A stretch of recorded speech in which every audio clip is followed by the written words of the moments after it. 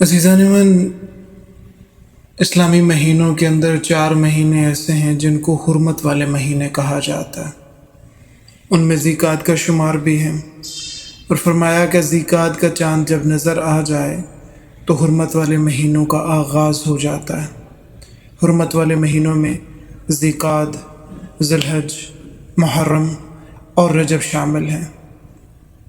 ان مہینوں کے احترام میں ہر طرح کے لڑائی جھگڑے، فتنہ فساد، قتل و غارت گری اور لوٹ مار سے بچنا چاہیے، اور ان مہینوں کا احترام اللہ رب العزت کی جانب سے ہے۔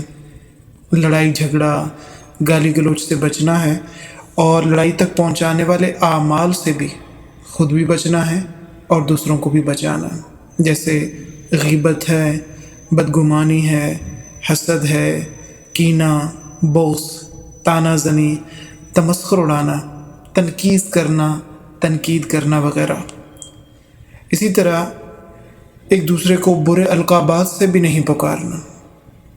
عزیزان من، حلال مہینوں کا احترام قرآن و سنت سے ثابت ہے، اور ان مہینوں کے احترام میں بالخصوص ہمیں نماز، تلاوت، تدبر قرآن، امر بالمعروف و نہی عن المنکر، صلہ رحمی، کثرت سے استغفار اور اللہ تعالیٰ کے ذکر میں مشغول رہنے جیسے اعمال کرتے رہنا چاہیے۔ ایک بندہ مومن کی زندگی میں سب سے قیمتی دولت جس کا کوئی نعم البدل نہیں ہے، وہ ہے وقت۔ عام دنوں میں بھی ہمیں اپنے اوقات کو اللہ تعالیٰ کی یاد میں صرف کرنا چاہیے، جبکہ حرمت والے مہینوں کے اندر خاص طور پر ہمیں اس چیز کا اہتمام کرنا چاہیے۔ اللہ تعالیٰ ہمیں عمل کرنے کی توفیق نصیب فرمائے۔